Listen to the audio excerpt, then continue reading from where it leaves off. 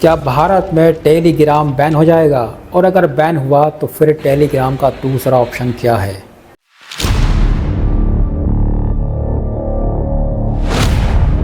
बीते कुछ दिनों से इंटरनेट पर मैसेजिंग ऐप टेलीग्राम से जुड़े कुछ ऐसे ही सवाल ट्रेंड कर रहे हैं। दरअसल ऐसी खबरें सामने आई हैं कि टेलीग्राम का इस्तेमाल कथित तौर पर उगाही और सट्टेबाजी के लिए हो रहा है। हाल ही में भारत में भी यूजीसी नेट और नीट परीक्षा के विवाद के दौरान टेलीग्राम का नाम सामने आया था। इन तमाम आरोपों के बीच टेलीग्राम के सीईओ पावेल दुरु के पेरिस में गिरफ्तारी की खबरें भी आने लगी। फ्रांस में उनके खिलाफ जांच बिठाई गई है।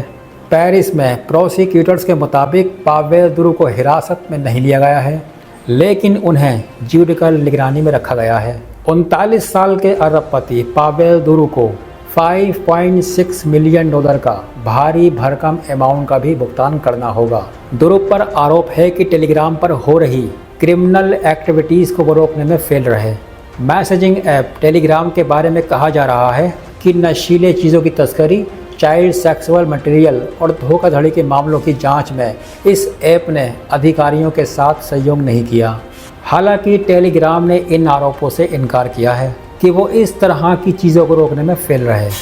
टेलीग्राम ने एक बयान में कहा है कि ऐप का मॉडरेशन यानी अनवांटेड एक्टिविटीज़ पर नज़र रखना और उन्हें काबू में रखना इंडस्ट्री के क्राइटेरिया के मुताबिक है और लगातार इसमें सुधार भी हो रहा है। ये दावा करना अजीब है कि एक प्लेटफॉर्म और उसके मालिक प्लेटफॉर्म के गलत इस्तेमाल के लिए जिम्मेदार हैं। टेलीग्राम के सीईओ पावेल दुरु की बात करें तो वो असल में रूस से ताल्लुक़ रखते हैं। हालांकि साल 2014 में वो रूस छोड़कर दुबई चले गए थे। इससे एक साल पहले उन्होंने टेलीग्राम बनाया था और इसे वो दुबई में रहते हुए चलाते हैं। दुरु के पास यूएई और फ्रांस की नागरिकता है, जबकि रूस कहता है कि वो दुरु को अभी भी अपना नागरिक मानते हैं। टेलीग्राम असल में Facebook, YouTube, WhatsApp, Instagram, TikTok और वीचैट की तरह ही एक पॉपुलर सोशल मीडिया प्लेटफॉर्म है। जुलाई के महीने में दुरु ने दावा किया था कि टेलीग्राम पर हर महीने एक्टिव यूजर्स की संख्या 950 मिलियन तक पहुंच गई। ये ऐप रूस और यूक्रेन में बहुत पॉपुलर है। व्हाट्सएप पर जहां ग्रुप की लिमिट 1000 यूज़र की है, वहीं टेलीग्राम पर एक ग्रुप में 2 लाख यूज़र हो सकते हैं। भारत में भी टेलीग्राम के बहुत यूज़र हैं। हालांकि टेलीग्राम को लेकर भारत में उस समय बहस छिड़ी जब यूजीसी नेट एग्ज़ाम कैंसिल करने के बाद केंद्रीय मंत्री धर्मेंद्र प्रधान ने इस ऐप का जिक्र किया था। यूजीसी नेट एग्ज़ाम कथित तौर पर क्वेश्चन पेपर लीक होने के आधार पर 24 घंटे के भीतर कैंसिल कर दी गई थी।